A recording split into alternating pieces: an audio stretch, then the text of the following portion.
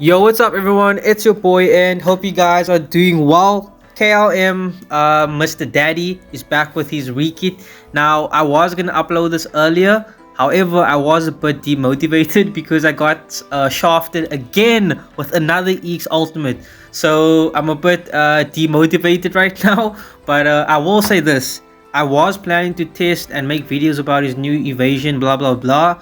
But since I got shafted, that's gonna be put on hold, right, until I get his full kit. But I will start off by saying I do indeed think he's worth summoning for outfield defense and maybe supportive reasons. It's not a must summon just yet, but his effects are really good, and if you have him built from past wikis, etc., I would recommend trying to get him maybe, but again, that's up to you. But we're gonna go over his kit for the first time together, starting off with his animation. So let's check him out. So for his new EX Ultimate, I do think it's cool. Thankfully, as a defender, it's not a gate crash ult, so I don't really have to worry as a defender because he does have a teleport move, so that would have been annoying as a main.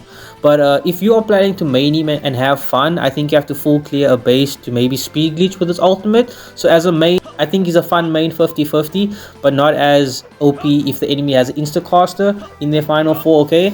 Overall, as a defender and supporter, his animation is nice and long, so I do think his ultimate would be beneficial in that sense. So yeah, it's not bad at all. I think it's pretty good. So this is his new limit break. Let's check it out. So it's like 3 Rasengans. The range looks pretty good.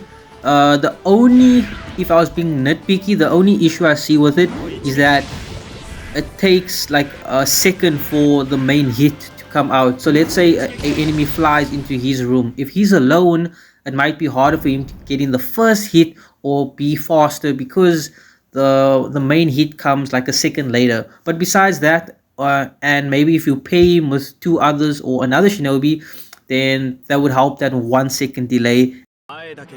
Okay, now we have his new 4-star, which is a combination of a teleport / Rasengan. It's not a real teleport in the sense of him moving to another room, which I like. But yeah, the cool thing about this movie is the Rasengan is like KLM's second EX, right, where it pulls you in. So that's a nice feature.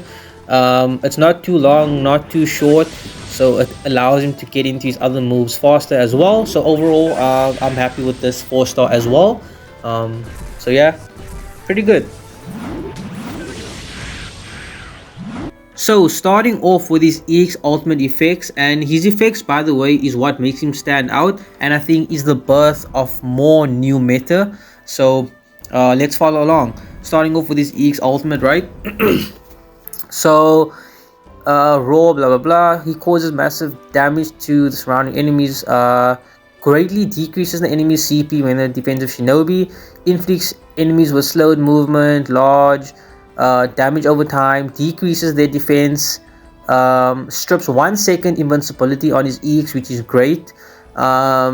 Decreases damage nullification by 5 seconds. So once again, he has these new effects, which is making him really good, right? Increases the user's attack power large, makes him invincible for a set period of time, and revives the user once. So he's like a revived Donzo, I would say. After each EX, he gets a revive within a certain period of time. Halves his ninjutsu cooldown time, and he gets damage nullification. This is for himself, but again, these are really good to have. Revives user once and recovers his CP with a period of time, which is great. At level 8, attack power granted by user will no longer be affected by stat negation.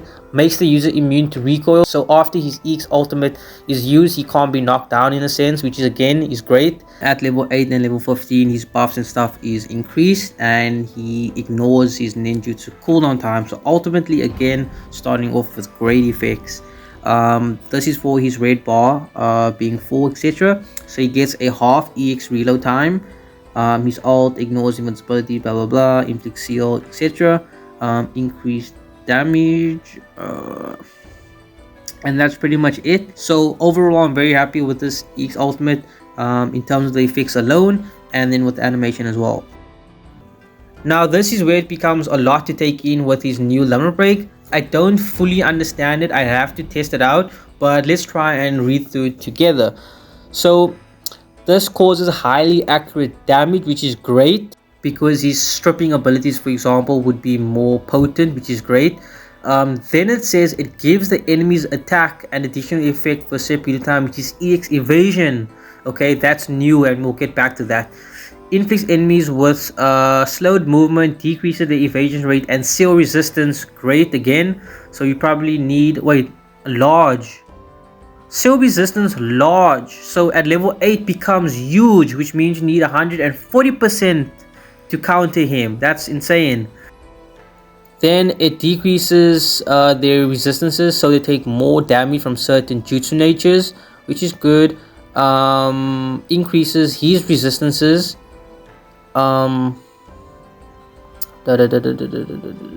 Reduces the amount of CP damage that he takes. He gets invincibility. Decreases his cooldown time. Excuse me. Oh my god. Increased damage dealt when the user's evasion rate is increased. Okay, so here's where it gets tricky. Enemies whose attacks have gained the additional EX evasion effect or grant EX evasion to the opponents they hit. So you put this debuff on your attacker, and then your shinobi who's defending also gets EX evasion because they are the opponent that they hit, right? Then it says EX evasion increases the evasion rate past super evasion for a short period of time and will replace any evasion rate that's already applied. That doesn't say much, but okay. At jutsu level 8, changes to large becomes huge, as I said. So for example, seal, you need 140% to counter. Cooldown time reduction, increase resistances, etc. No longer affected by stat negation. Increases the amount of the EX gauge boost. They have the effect pierce, so stuff is more potent. At jutsu level 15, darkness, pierce. The duration of EX evasion increases and the amount of temporary damage reduction goes to 40%. So basically, if the enemy attacks you, attacks Minato, you get EX evasion as well, and that would basically help you dodge or slip through moves easier, I'm assuming. Maybe even dodge EX ultimates better, I'm assuming. Okay. Then at +3, now this is where it gets even crazier. He strips 3 seconds damage nullification. Okay. Where's it go? Revives the user once and recovers his CP. So he gets a revive on his limit break, which is great for outfield uses. For example, if the enemy support kills him and he uses his limit break, he can come back to life and ult, which is great. Then it says increases the user's evasion rate to 400% when entering the battlefield. Now when they say entering the battlefield, that should only apply to Final 4. So I'm not exactly sure how that's beneficial. Maybe as a main, that could protect him more, because Battlefield only applies to Final 4. Then maybe if he's a defender in Final, with that super evasion, he's like protected to the gills with that 400% evasion, right? So again, I'm not exactly sure. The way they explain this or word this is a bit confusing, or the duration of the buff is even more confusing, which only needs to be seconds. So, but again, it's still a new buff and a new feature that's been added to the game now, so we can expect this with other shinobi as well. And for example, if someone gives the team super evasion as a buff, that's going to be really cool. So yeah, it's still a cool effect to have, I guess. Then if we look at his new 4-star, he travels at a high speed with a Rasengan, etc. This greatly decreases the enemy's CP when the defensive shinobi. Inflicts enemies with darkness and seal. So his limit break strip seal. His new 4-star inflicts the seal debuff. Decreases their defense, medium, great. 4 seconds invincibility strip, 10 seconds immunity strip, and 5 seconds damage reduction. Increases the user's attack power and evasion rate large, so level 8 huge.